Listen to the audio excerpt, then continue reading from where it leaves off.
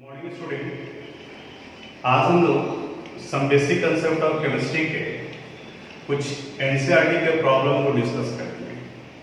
हम लोग अभी चैप्टर के एंड पर पहुंच गए हैं। तो अभी का जो लास्ट टॉपिक चल रहा था वो calculation related to chemical equation था, और उसी से रिलेटेड कुछ एक क्वेश्चन है जिसको हम लोग डिस्कस करते हैं। जैसे सबसे पहले लास्ट वाले क्वेश्चन को डिस्कस करते हैं। ये यहाँ पे एक्सरसाइज में क्वेश्चन नंबर 1.36 है। दिया हुआ इस क्वेश्चन में fluorine is prepared in the laboratory by treating manganese dioxide with aqueous hydrochloric acid according to the equation. Equation है 4HCl plus MnO2, it gives 2H2O plus MnCl2 plus Cl2। अब इस question में पूछा जा रहा है how many gram of HCl, how many gram of HCl react with 5 gram of manganese dioxide, 5 gram of manganese dioxide, यानी MnO2 से react करने के लिए कितना चाहिए। अब ये क्वेश्चन तो अभी से 2 वीडियो पीछे का हो गया, 2 क्लास पीछे का हो गया, जहां पर हम लोग ये बनाए थे कि अगर कोई एक मास दिया हुआ तो दूसरे को निकालें। हम लोग तो यहाँ सीख चुके हैं लिमिटिंग रिएक्टेंट तक। तो खैर यहाँ पर जो वैल्यू दिया हुआ उसका, यहाँ मास पूछा जा रहा है तो इसका मास निकालते हैं। तो 4 इंटू 1 प्लस 35.5, ये वैल्यू हो गया 4 इंटू 36.5 ग्राम। 4 से मल्टीप्लाई कर देंगे। मैंगनीज का एटॉमिक मास 55 होता है, प्लस 16 इंटू 2, 55 प्लस 32, तो ये वैल्यू हो गया 87 ग्राम। अब देखो यूनिटरी मेथड से आप इजीली निकाल सकते हो। 87 ग्राम MnO2 रिक्वायर 4 इंटू 36.5। हम इसलिए नहीं इसको मल्टीप्लाई किए क्योंकि काटने में आसानी होगा, फिर अभी यहाँ भी आप टाइम लगाओगे, बाद में भी लगाओगे, तो इसलिए आपको बनाना है। हम हिंट्स दे दिए यहाँ पर कि कितनी आसानी से बन सकता है। 87 ग्राम रिएक्ट विद 4 इंटू 36.5 ग्राम, तो 5 ग्राम से कितना रिएक्ट करेगा, ये बन जाएगा। ये अप्रॉक्स 8.39 समथिंग आ रहा है, और इसी का आंसर आपके बुक में 8.4 दिया हुआ है।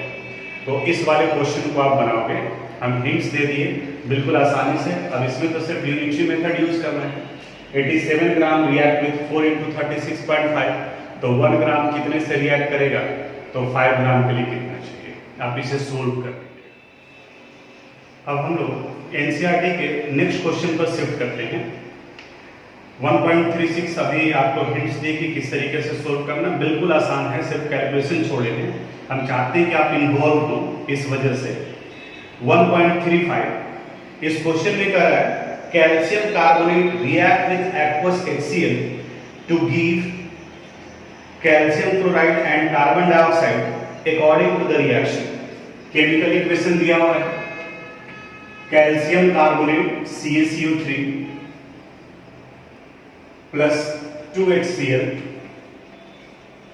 it give CaCl2 calcium chloride plus CO2 plus H2, water निकाला। आगे ये दिया हुआ है what mass of calcium carbonate, calcium carbonate का मास निकालना है।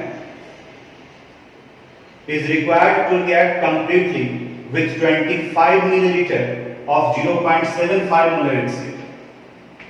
25 milliliter 0.75 molar HCl।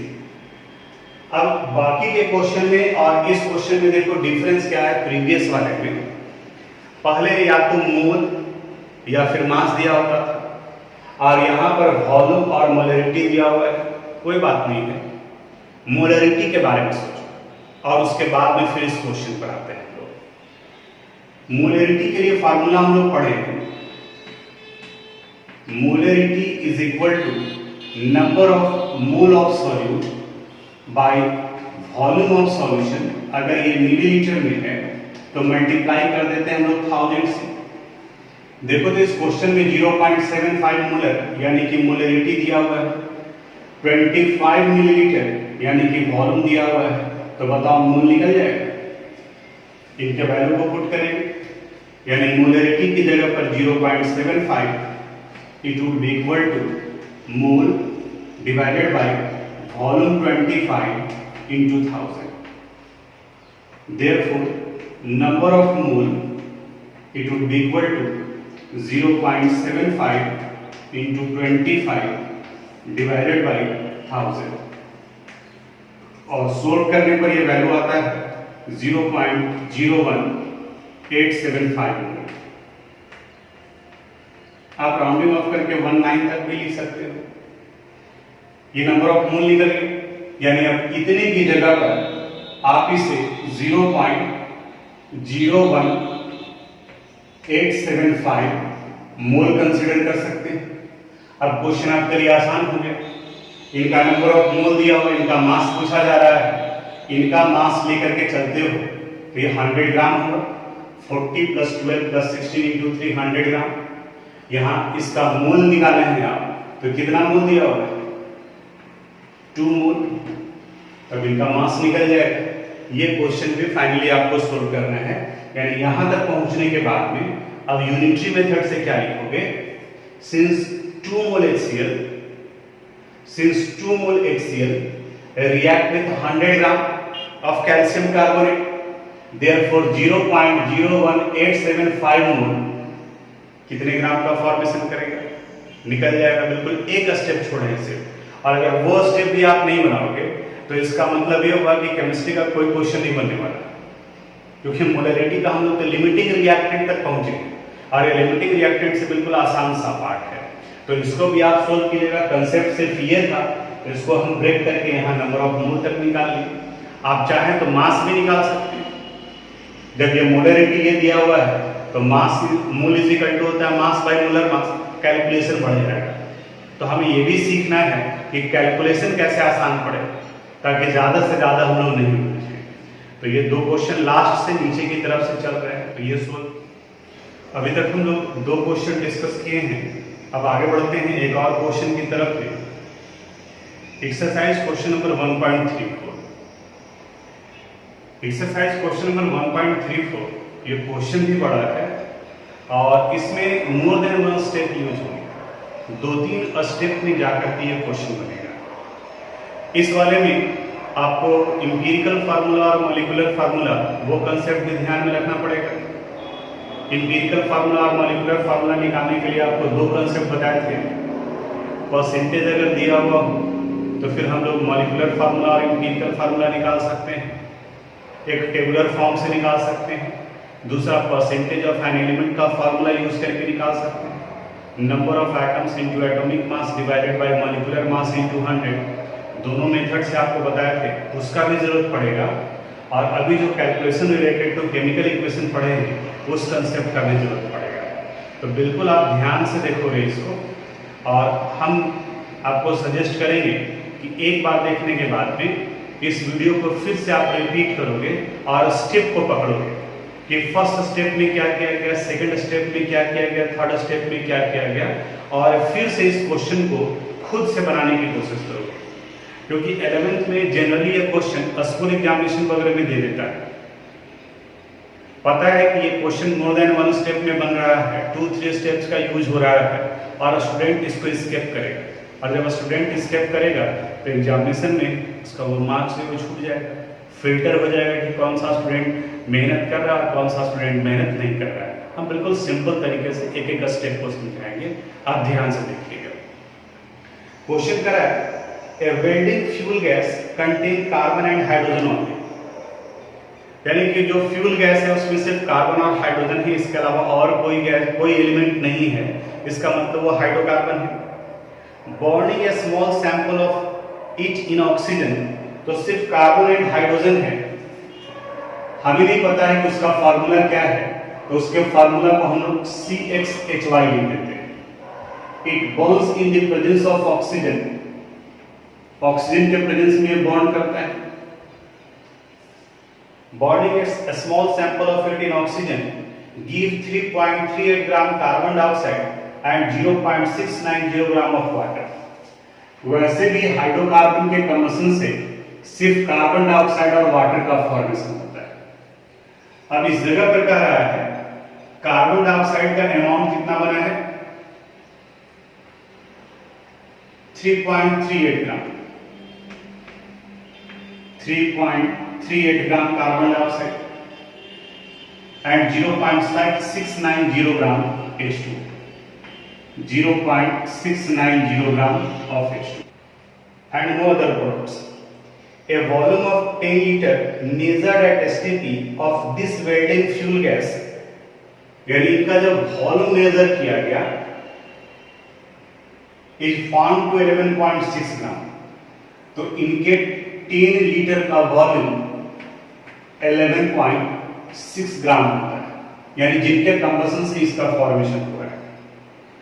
Calculate its empirical formula, molar mass of the gas and molecular formula, यानी कि 3 क्वेश्चन इसमें दिया हुआ है, 3 पार्ट में जाकर के सोल्व करना है। एम्पिरिकल फार्मूला, मॉलिक्यूलर मास, और जब एम्पिरिकल फार्मूला और मॉलिक्यूलर मास पता चल जाएगा तो मॉलिक्यूलर फार्मूला भी निकाल सकते हैं। सबसे पहले हम लोग मॉलिक्यूलर मास ही निकाल लेते हैं, आगे भी उसका यूज होगा। और मॉलिक्यूलर मास निकालने के लिए सिर्फ इस वाले पार्ट को आपको कंसंट्रेट करना पड़ेगा। यहां पर याद करो, बताया है आपको कि at STP the volume of 1 mole of a gas is 22.4 litre, यानी कि किसी भी गैस के 1 मोल का वॉल्यूम 22.4 लीटर होता है, और 1 मोल के मास को ही मॉलिक्यूलर मास कहा जाता है, उसका मोलर मास कहा जाता है। तो यहां जब 10 लीटर का वॉल्यूम, 10 लीटर का मास 11.6 ग्राम आ रहा है, तो पहले निकाल लेते हैं कि 22.4 लीटर का मास कितना आएगा, और वो जो मास होगा वो उसके 1 मोल का मास होगा, क्योंकि 1 मोल का वॉल्यूम एसटीपी पर 22.4 लीटर होता है, वही उसका मॉलिक्यूलर मास होगा। पहले ये काम कर लेते हैं, तो हम लोग लिखते हैं यहां पर since 10 litre volume has mass 11.6 gram at STP, therefore 1 litre volume का मास आ जाएगा 11.6 डिवाइडेड बाई 10, और हमें कितना चाहिए 22.4 लीटर, तो ये वैल्यू आ जाएगा 11.6 डिवाइडेड बाई 10 इंटू 22.4 लीटर। अब इसे आपको सोल्व कर लेना है, तो ये सोल्व करोगे तो वैल्यू 25.9834 करके आ रहा है। It means it would be equal to 26 gram, यानी 26 ग्राम इस हाइड्रोकार्बन का मास 22.4 लीटर है, और 22.4 लीटर उसके 1 मोल को रिप्रेजेंट करता है। तो इसका मतलब ये निकला कि that is molecular mass of hydrocarbon, molecular mass of hydrocarbon is 26, U लिख सकते हो आप। अगर ग्राम मॉलिक्यूलर मास लिख देंगे तो 26 ग्राम हो जाएगा, अगर मोलर मास लिख देंगे तो भी 26 ग्राम पर मोल हो जाएगा। तो जो आप लिख रहे हैं उसके अनुसार से उसका यूनिट होगा। एक क्वेश्चन तो बन गया, यानी कि इनका मॉलिक्यूलर मास 26 पता चल गया। अब ये आपको मॉलिक्यूलर फार्मूला और एम्पिरिकल फार्मूला निकालने में भी हेल्प करेगा। अगर एम्पिरिकल फार्मूला पता चल गया तो मॉलिक्यूलर मास दिया हुआ है तो मॉलिक्यूलर फार्मूला निकाल लेंगे। अब उसके लिए बाकी के इस इक्वेशन पर देखना पड़ेगा, यानी अब हम लोग यहाँ पर नोट कर ले रहे हैं कि इसका मॉलिक्यूलर मास का वैल्यू कितना आ गया 26 आ गया। एक क्वेश्चन तो हम लोग का कंप्लीट हो गया। अब इसका कहीं कोई जरूरत नहीं।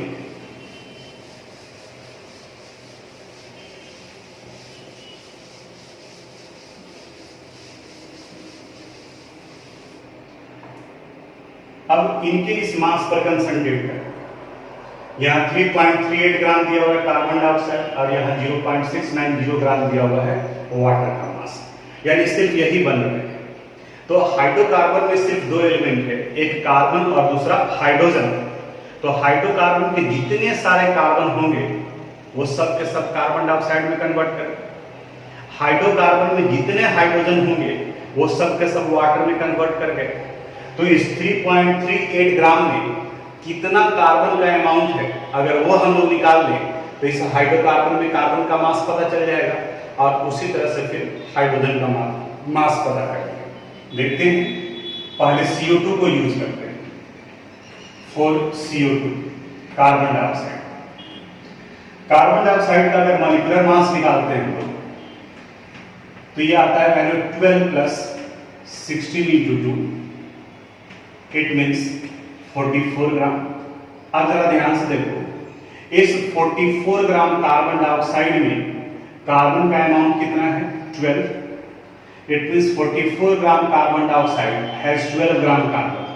तो उसी कंसेप्ट को यूज करके हम लोग 3.38 ग्राम कार्बन डाइऑक्साइड में कार्बन का कितना अमाउंट है जो निकाल लेंगे। यहां पे now since 44 gram carbon dioxide has 12 gram carbon, तो 1 ग्राम कार्बन डाइऑक्साइड में कितना होगा? 12 डिवाइडेड बाय 44, तो कितना ग्राम दिया हुआ है? 3.38 ग्राम। तो इसको मल्टीप्लाई कर देना होगा 3.38 ग्राम से। अब ये इसको सोल्व करेंगे तो ये वैल्यू आ जाएगा, मास आएगा आपका कार्बन का, और इसे सोल्व करने पर ये वैल्यू आता है 0.922 ग्राम। ये किसका मास निकल गया? कार्बन का। अब यही कंसेप्ट यूज करेंगे फिर किसके लिए? वाटर के लिए। यहां पर हम ये वैल्यू लिख देते हैं 0.922 ग्राम कार्बन। अब H2O के लिए लिखोगे, ये सब कुछ आप नोट करोगे वीडियो पॉज करके, या फिर पहले देख लोगे तो फिर वहां तक तो खुद से कर ही सकते हो कि किस तरीके से निकाला जाता है। और H2O का मॉलिक्यूलर मास निकालते हैं तो ये वैल्यू आता है 1 into 2 प्लस 16, इट मीन्स 18। अब देखो तो इस 18 ग्राम में हाइड्रोजन का कितना अमाउंट दिया हुआ है? 2 ग्राम। तो यहां से निकाल लेंगे, since 18 gram H2O has 2 gram hydrogen, therefore 1 gram H2O में कितना आ जाएगा? 2 डिवाइडेड बाय 18, और कितना ग्राम दिया हुआ है? 0.690। तो इसको मल्टीप्लाई कर देंगे हम लोग 0.690 ग्राम से, और इसका वैल्यू आता है 0.076 ग्राम। ये किसका मास निकल गया? हाइड्रोजन का। 0.076 ग्राम हाइड्रोजन। तो अब तो ये पता चल गया कि इस हाइड्रोकार्बन में कार्बन का कितना मास है और फिर हाइड्रोजन का कितना मास है। अब इसके बाद में हम लोग कार्बन और हाइड्रोजन का अगर परसेंटेज निकाल लें तो परसेंटेज से इंपीरिकल फार्मूला पता चल जाएगा और फिर मॉलिक्यूलर फार्मूला भी निकाल सकते हैं। अब यहां कंप्लीट करने के बाद में हम लोग इंपीरिकल फार्मूला और मॉलिक्यूलर फार्मूला के लिए परसेंटेज निकालेंगे। जब कार्बन और हाइड्रोजन का एक मास निकल गया, एक बार फिर से इसको साफ साफ लिख लेते हैं। Now mass of carbon in hydrocarbon, ये वैल्यू कितना दिया हुआ है? 0.922 ग्राम। 0.922 ग्राम mass of hydrogen in hydrocarbon, it would be equal to 0.076 ग्राम। ये हाइड्रोजन का मास निकल गया।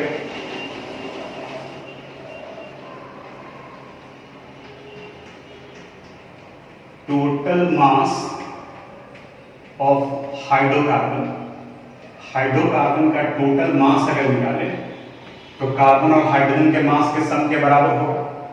तो तो 0.922 प्लस 0.076 ऐड कर दो तो ये वैल्यू यहाँ आ जाएगा 8, यहाँ ये वैल्यू आ गया 9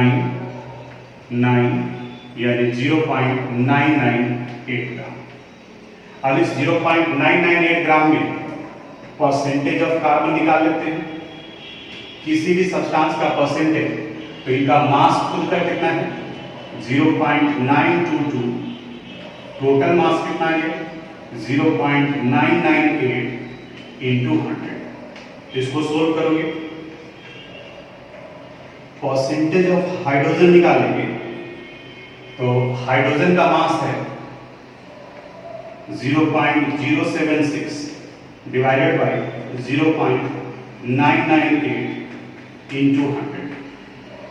तो यहां से ये कार्बन का परसेंटेज निकलेगा और यहां से ये हाइड्रोजन का परसेंटेज निकलेगा, और इन दोनों का जब परसेंटेज निकालोगे तो एक का वैल्यू आ रहा है 92.38%, तो दूसरे का यहाँ वैल्यू 7.62 के अप्रॉक्स में आ जाएगा, 7.62%। अब आपका कार्बन का परसेंटेज और हाइड्रोजन का परसेंटेज निकल गया, तो परसेंटेज दिया हुआ है, मॉलिक्यूलर मास दिया हुआ है, तो अब आपको मॉलिक्यूलर फार्मूला और एम्पिरिकल फार्मूला निकालना है। अब इसके आगे का पार्ट नहीं बनाएंगे क्योंकि वो बिल्कुल आपके दिमाग में बैठा हुआ है। अगर कहीं डाउट लगेगा तो फिर आप कॉपी पलट करके देखो, आपके ऐप में वीडियो अभी भी है कि परसेंटेज पता है, मॉलिक्यूलर मास पता है, तो मॉलिक्यूलर फार्मूला कैसे निकलेगा और एम्पिरिकल फार्मूला कैसे निकलेगा। इनका मॉलिक्यूलर फार्मूला वैल्यू C2H2 आता है और एम्पिरिकल फार्मूला वैल्यू CH आता है, तो वो काम आप करोगे। ये जो तीनों क्वेश्चन अभी आज डिस्कस किए हैं, तो इन तीनों में लास्ट का कैलकुलेशन सिर्फ आपके लिए छोड़ देगा, वो सिर्फ इसलिए कि उतना पार्ट तो आप करोगे, क्योंकि अगर उतना भी नहीं हो रहा है तो इसका मतलब आप पढ़ाई नहीं कर रहे हो, और जब पढ़ाई ही नहीं कर रहे हो तो मेरे लिखने ना लिखने से क्या फर्क पड़ता है। यानी आपका इन्वॉल्वमेंट जरूरी है। हाँ, ये सब बिल्कुल नया कंसेप्ट था, उसको हम डिस्कस किए। अब जब परसेंटेज पता चल गया है कि कार्बन का कितना है, हाइड्रोजन का कितना है, मॉलिक्यूलर मास का वैल्यू पता है, तब मॉलिक्यूलर फार्मूला और एम्पिरिकल फार्मूला आप निकाल सकते हो। तो इस क्वेश्चन को भी आप सोल्व कर लीजिए। अब हम लोग एनसीईआरटी के अगले क्वेश्चन की तरफ में बढ़ते हैं, और ये है एक्सरसाइज का क्वेश्चन नंबर 1.23। क्वेश्चन क्या कर रहा है, in a reaction A plus B2, in a reaction A plus B2, it give AB2. It give AB2. Identify the limiting reagent if any in the following reaction mixture. इसमें 5 question है। पहले सारे question को हम लोग एक एक करके नोट करते हैं, उसके बाद फिर डिस्कस करेंगे लिमिटिंग रिएक्टेंट निकालने का। फर्स्ट में कर रहा है 300 atoms of A, 300 atoms of A plus 200 molecules of B, 200 molecules of B। Second question में है 2 मोल of A,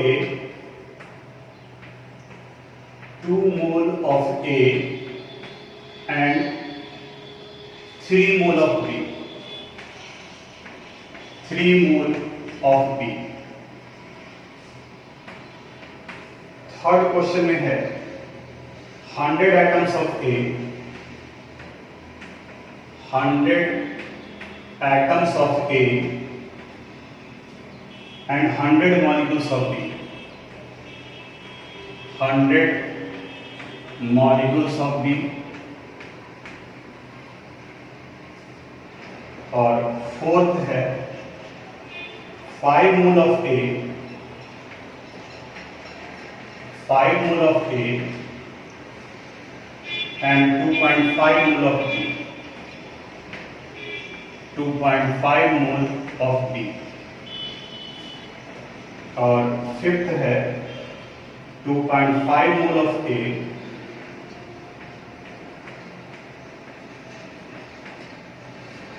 and 5 mole of B।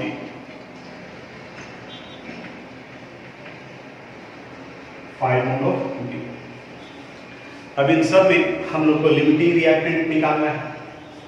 Equation को ध्यान से देखो, A plus B2 it give AB2। जब भी कोई केमिकल इक्वेशन लिखते हैं तो वहां मॉलिक्यूल ही लिखा जाता है, यानी यहाँ A का मॉलिक्यूल है और ये B का मॉलिक्यूल है। A मोनो एटॉमिक मॉलिक्यूल है, यानी कि इसका मॉलिक्यूल 1 एटम से मिलकर बना है। जैसे हम लोग लिखते हैं C प्लस O2, तो C मोनो एटॉमिक है और ऑक्सीजन डायटोमिक है, इसलिए जब ऑक्सीजन लिखना होता है तो हम लोग O नहीं लिखते हैं, O2 लिखते हैं। तो दोनों में C प्लस O2 में ये कार्बन के 1 मॉलिक्यूल और ऑक्सीजन के 1 मॉलिक्यूल को ही रिप्रेजेंट कर रहा है। उसी तरह से यहाँ पर A का 1 मॉलिक्यूल हो गया, B का भी 1 मॉलिक्यूल है। तो चूंकि ये मोनो एटॉमिक मॉलिक्यूल है तो इसे आप एटम भी कर सकते हो, मॉलिक्यूल भी कर सकते हैं। जबकि B2 डायटोमिक मॉलिक्यूल है, तो अगर इसका एटम कहा जाएगा तो ये 2 एटम हो गए, लेकिन मॉलिक्यूल आगे में लगा होता है नंबर, यानी कि नंबर ऑफ मॉलिक्यूल 1 है। इस जगह पर जहां जहां B लिखा हुआ है इसको आपको सोचना है B2 मान करके। जैसे NCERT और प्रदीप BB ही लेकर के चला है। आप अगर साइड बुक में GRB पब्लिकेशन का देखोगे तो B की जगह पर B2 लिखा है। तो B2 बोलने से कंफ्यूजन नहीं होता है स्टूडेंट को, नहीं भी आप लिखते हैं। ऐसे भी अगर ऑक्सीजन बोला जाता है तो ऑक्सीजन का मतलब O2 होता है, जब तक ऑक्सीजन एटम नहीं करते हैं। अगर ऑक्सीजन एटम बोलते हैं तभी O लिखा जाएगा। और सिंपल अगर ऑक्सीजन कहा जाता है तो ऑक्सीजन डायटोमिक मॉलिक्यूल के फॉर्म में एग्जिस्ट करते हैं, इसलिए हमेशा हम लोग O2 लिखते हैं। इसलिए जहां B स्टेटमेंट दिया रहेगा तो B सेंस देता है B2 का। हाँ, अगर B एटम को अगर लिखा जाए तो सिर्फ B लिखा जाएगा। यानी मेरे कहने का मतलब ये कि आप इन सब जगह पर इमेजिन करोगे कि ये B ना होकर के क्या है, B2 दिया हुआ है। अब आप यहां से देखो, लिमिटिंग रिएक्टेंट उसे कहते हैं जो कंपैरेटिवली स्मॉल अमाउंट में होता है, यानी कि दोनों में से जिनका अमाउंट कम होता है वो लिमिटिंग रिएक्टेंट, लिमिटिंग रिएजेंट के रूप में काम करते हैं। फर्स्ट वाले क्वेश्चन पर देखते हैं, 300 atoms of A and 200 molecules of B, यानी A का नंबर ऑफ एटम्स, तो ये तो एटम और मॉलिक्यूल दोनों बराबर हो गए। A का नंबर 300 और B का नंबर कितना दिया हुआ है, 200। तो ये तो दिख रहा है यहाँ पर सामने सामने कि किनका अमाउंट कम है, तो B का अमाउंट कम है, therefore B will act as limiting reagent, यानी कि B लिमिटिंग रिएजेंट के रूप में काम करेगा। सेकंड क्वेश्चन में 2 मोल of A and 3 mole of B, B का 3 मोल है और A का 2 मोल है, तो किनका अमाउंट कम हो गया, A का, तो यहाँ पर A काम करेगा लिमिटिंग रिएजेंट के रूप में। 100 atoms of A and 100 molecules of B, इस जगह पर A का भी नंबर 100 है और B का भी नंबर 100 है, तो यहाँ पर कोई लिमिटिंग रिएक्टेंट नहीं होगा। यह स्टोइकियोमेट्रिक रिएक्शन हुआ, यानी कि केमिकल रिएक्शन में A भी पूरी तरह से कंज्यूम्ड हो जाएगा और B भी पूरी तरह से कंज्यूम्ड हो जाएगा, यानी यहाँ पर कुछ बचा हुआ नहीं रहेगा। इस वाले पार्ट में, फोर्थ वाले में 5 mole of A and 2.5 mole of B, देखो अब यहां से A का 5 मोल है जबकि B का सिर्फ 2.5 है, तो जिनका अमाउंट कम होता है वो लिमिटिंग रिएजेंट, लिमिटिंग रिएक्टेंट, तो यहां पर लिमिटिंग रिएक्टेंट B होगा। फिफ्थ वाले में 2.5 mole of A and 5 mole of B, B का 5 मोल है और A का 2.5 है, तो A लिमिटिंग रिएक्टेंट के रूप में काम करेगा। तो इस तरीके से ये क्वेश्चन सोल्व हो गया। वहीं अगर B2 दिया हुआ रहता, यहाँ पर B2 रहता, यहाँ B2 होता, यहाँ B2 होता, ये B2 होता, ये B2 होता, तब तो कोई कंफ्यूजन ही नहीं था। क्योंकि कई बार में स्टूडेंट को लगता है कि सर अगर हम लोग 3 मोल B बोल रहे हैं और यहाँ B2 है, तब तो B2 का मतलब हो गया 2 एटम्स ऑफ B, तो 3 2 6 वो हो गया। हाँ, सेंस तो वही निकलता है, लेकिन ये B तब आप मानते जब उसके साथ में एटम लिखा होता। जैसे अगर लिखा था 3 मोल ऑफ एटम B, तो 3 मोल ऑफ एटम B तो सिर्फ वो B को रिप्रेजेंट कर रहा है, लेकिन अगर एटम वर्ड नहीं है तो उसके मॉलिक्यूल का सेंस निकलता है। जैसे अगर P4 है तो अगर 4 मोल ऑफ फास्फोरस, तो 4 मोल ऑफ फास्फोरस का मतलब 4P4 निकलता है, यानी कि चूंकि फास्फोरस टेट्राएटॉमिक होता है, तो इसको ध्यान में रखना है आप। तो ये लिमिटिंग रिएक्टेंट से रिलेटेड था। तो हमें जहां तक लगा कि इस क्वेश्चन से रिलेटेड आपको प्रॉब्लम हो सकता है, तो उन सारे क्वेश्चन को यहाँ पर बताया। ये 1.5 महीने के करीब में इस चैप्टर में टाइम लगा है। अभी इसमें लॉ ऑफ केमिकल कॉम्बिनेशन बाकी है, तो यहाँ तक का ये पोर्शन कंप्लीट कर लोगे। अब अगले वाले वीडियो में हम लोग लॉ ऑफ केमिकल कॉम्बिनेशन के बारे में बात करेंगे। थ्योरेटिकल पार्ट है और उसी पर बस थ्योरी वाले पोर्शन को ही ध्यान में रखना है। तो आज यहीं तक, बाकी हम लोग अब अगले क्लास में डिस्कस करेंगे। Thank you.